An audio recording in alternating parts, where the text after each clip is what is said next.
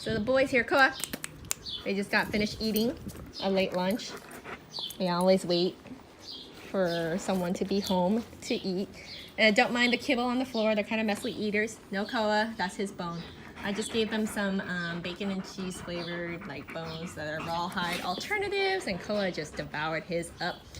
But as you can see, we're gonna switch him to different pet food, and I mean, he's such a happy boy. Okay, yeah, he's eating some kibble that I set out for the smaller one. I guess he's still hungry.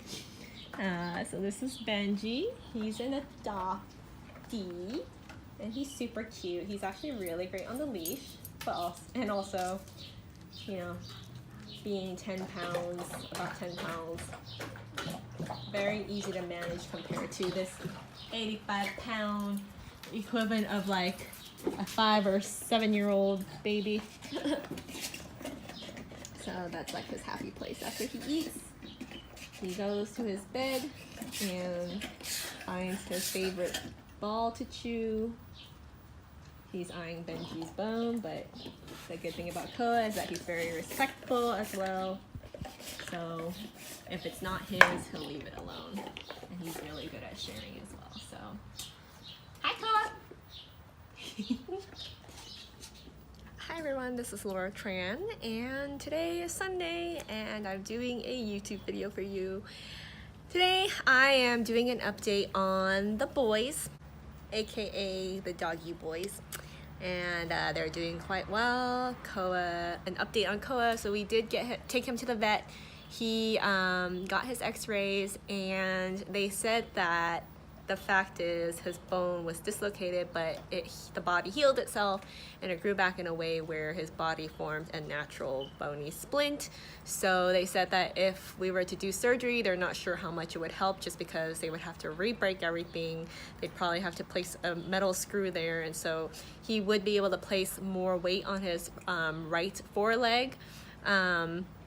But it would be stiff. It wouldn't be able to function and bend like, you know, a natural dog elbow would. So based on that recommendation, he just gave Koa, you know, some medicine to reduce the pain and also reduce the inflammation, because his joint was actually quite swollen as well. So far Koa's been on his medication for a week and a half, and we've been seeing improvement. I'm looking at them right now. I'll show you guys in a little bit. And as long as we don't have him run too much, if we just kind of keep him to like a fast walk and not too much running, then he's good. You know, there's the swelling, there's not as much swelling. So I am, you know, making my journey, been socializing him a little bit more. The dog park is still kind of a scary place for him, I think, because Koa grew up around small dogs. You know, we're very fortunate, and as often is the fact with a lot of German Shepherds, they're pretty mellow, they're pretty good. They're usually not aggressive types, unless there's some type of reason. They're either bad training or genetics has to do with it, but you know, we're pretty fortunate in that with Koa being a large dog, that is a powerful breed, the fact that he is pretty mellow even without, you know, formal training obedience school. So we're getting him on track with that. Starting later this month or early next month, we're going to start him in obedience classes, and that should really help with the walks as well, so that he's not pulling as much. And you know, for the most part, if you tire him out for like 10-15 minutes, then he's pretty good on the rest of the walk. He won't pull.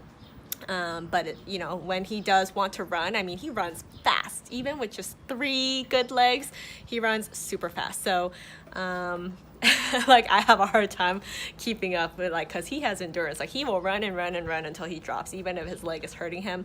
And so that was one thing we learned about Koa. So thankfully it wasn't a genetic issue. It's not elbow dysplasia, but the bad news is, you know, the fact that his bone was kind of broken and then reset itself, and his owners weren't able to take him to the vet at the time, just because they had just emergency circumstances at the time that they needed to take care of.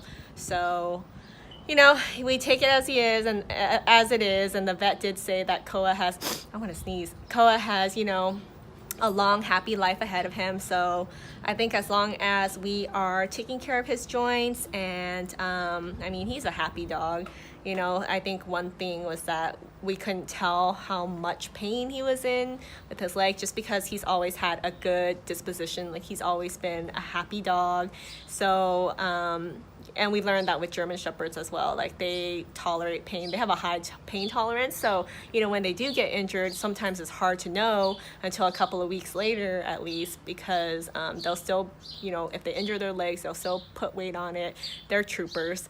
And so I'm grateful for Koa, and he's a great dog. So I am looking forward to keeping you posted on our journey. Thank you so much for joining and for liking, subscribing, commenting. I appreciate you guys so much. See you next time.